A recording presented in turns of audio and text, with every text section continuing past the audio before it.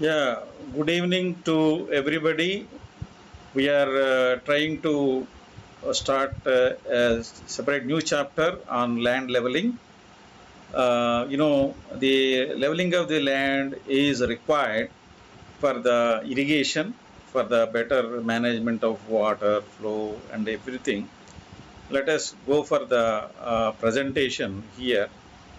You can Many of these leveling techniques are very old and famous. And why, first of before the leveling techniques, we learn why these are, needed. That means the importance of these techniques, the importance of these techniques.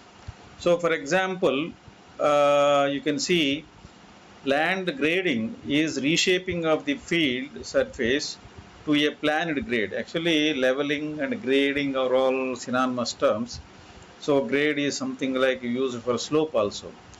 It is necessary in making a suitable field surface to control the flow of water, to check soil erosion and provide for surface drainage.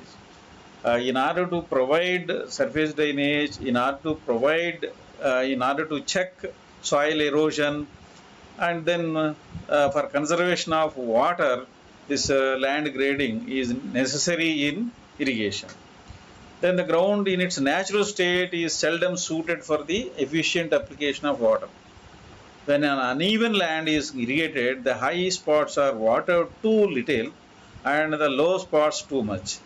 Of course, this results in uneven crop, reduced yields, and loss of water and fertilizers. See, in a natural form of land, you can see that is seldom really suitable for the irrigation. Irrigation requires a very planned grade. So, in its natural form, very rarely it's suitable, but we have to prepare the land for our suitability of irrigation. Suppose if you don't do that, what will happen? The depressions and highs and lows, all these things are there. At some places, water is continuously ponded. At another place, water is not really reaching that spot. So these are some of the difficulties. So this results in, of course, not well uniformed crop growth, loss of water, and then loss of fertilizers, many things. So land grading is beneficial in unirrigated areas to conserve moisture, reduce soil erosion, and provide for surface drainage. It is not that irrigated areas alone the land leveling is required, even unirrigated areas also. That means in total, the cultivation, if you want to do it, land leveling is necessary. In fact, in unirrigated areas, it conserves the soil moisture and reduce the soil erosion. Due to high rainfall areas are there, then it will reduce the soil erosion and of course provide for surface drainage. Of course, in low rainfall areas, land grading will result in smooth uniform land surface which reduces runoff and uses greater amount of the rainfall to infiltrate. Even the rainfall scarce areas also, that means where there is no rainfall, if the land leveling is there, then it provides a platform to absorb more rainfall rather than otherwise it will go as a runoff. So that is the advantage of land leveling. That means in all practical purposes, without land leveling, you are not going to have a good cultivation or even irrigation. Leave alone the irrigation. Even cultivation itself is not a big good thing there. Okay. So let us go for the various phases of land leveling operations. Land leveling operations may be grouped in three phases. One is rough grading, first phase, and then second phase is land leveling, and then land smoothing. These are the three phases: rough grading, land leveling, and land smoothing. What is rough grading? Rough grading is the removal of abrupt irregularities such as mounds, dunes, and ridges, and filling of pits, depressions, and gullies. First thing is to remove all those very highly elevated things and are depressions and ridges, dunes. It's a rough grading. It's not that grading at all. First of all, removing these obstacles first. Then comes this rough grading. This rough grading is followed by land leveling. Sorry, rough grading is first, and then rough grading is followed by land leveling. So land leveling, which reshapes the land surface to a planned grade. Actually, here exactly whatever your planned grade, the planned slope, whatever the planned slope with a 2% slope or 1% slope, less than 1% slope, all these things can be planned in this land leveling. The terms land leveling, land grading, land farming, and land shaping are synonymous. So whatever all these terms, land grading, land farming, land shaping, everything, land leveling, normally these two words, land leveling and land grading, are more used. But other words like land farming and land shaping also synonymous with these things. Land leveling requires moving large quantities of earth over considerable distances. It is not simply, removing bushes and shrubs and other mounds and ridges like in rough grading, but it is moving large quantities of earth over considerable distances. Leveling operation leaves an irregular surface due to dumping of loads. So a lot of material is moved from one place to other, and at higher places to lower place it is dumped. These irregularities are removed and plain surface is obtained by land smoothing, which is the final operation in land leveling. So the final phase is the land smoothing, and whatever irregularities that are there, more or less in the case of land leveling, will be completely removed, and it is obtained with a plain surface or whatever the planned grade, it will be obtained with land smoothing. So land smoothing is a very fine operation, and of course there are other terms synonymous with this are the terms like land smoothing, land floating, land planning are all synonymous. So land smoothing is synonymous with land floating, land planning also. So in addition to its application in land grading job, land smoothing is often done to seeding as a regular land preparation practice. See, land rough grading and land leveling, first two operations are once for all lifetime, whereas the smoothing for every agricultural operation you need, because in an agricultural operation you will have certain kinds of ridges are formed, certain kinds of plots are formed, and so on. So if the same plot is utilized, it's okay. For example, rice fields, normally these plots are permanent. Whereas if some kind of chili and other things, small irregular plots, so not irregular, small plots are made. Again, they will be pluffed and then they will be smooth. Okay. So for even for the rice also, when you are pluffing and then before planting the things, you have to have smoothing. So every agricultural planting you need the smoothing, but other two are somewhat permanent. Okay. So next one,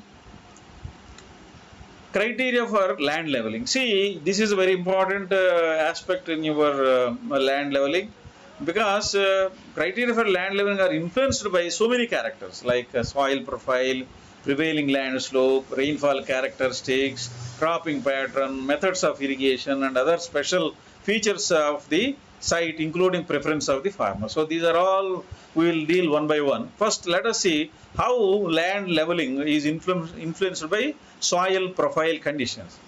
When you talk about soil profile conditions, you must have a soil map in your hand, which is showing, the soil survey map show the nature of the topsoil, whether topsoil is shallow, deep, and what is the type, whether it is a clayey, whether it is a sandy or loomy, and so on, all these soil types, and then below it the subsoil and the materials under the subsoil, all these things. Sometimes hard pans are also maybe there, so that all mapping you should do before you are disturbing the soil very much. That means soil profile conditions, you should have a map. Then soils that are shallow have limitations in the depth cut that is allowable. See, if the soil is having very shallow depth, you cannot left and right remove the soil and then dump somewhere or fill somewhere.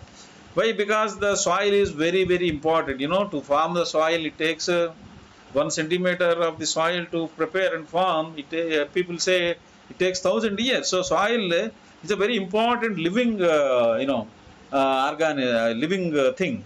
So that's why deep cuts in such cases where that shallow soils are exist, that is such cases may expose inert materials which may not grow crops. The moment you remove that soil, inert material get exposed and plant life will not be there. Plants will not grow. So crop will not grow. So that is why you must be very careful where shallow soils are there.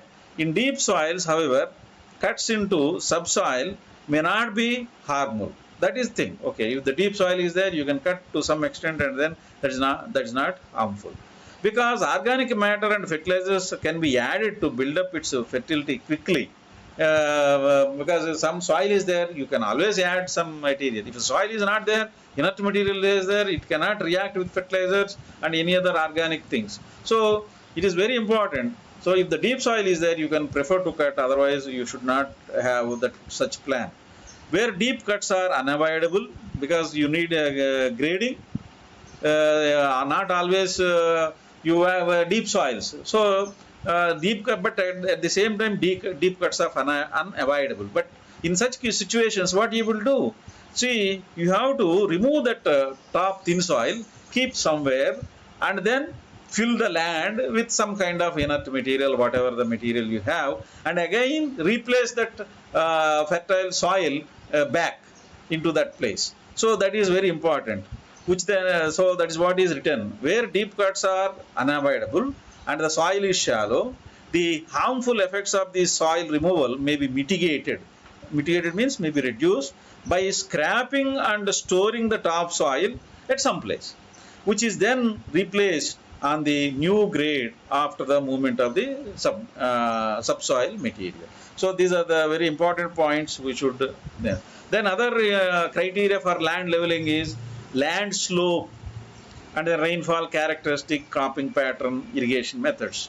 See, for example, in the case of land slope, let us see if the land is very steep and undulating and the soils are shallow.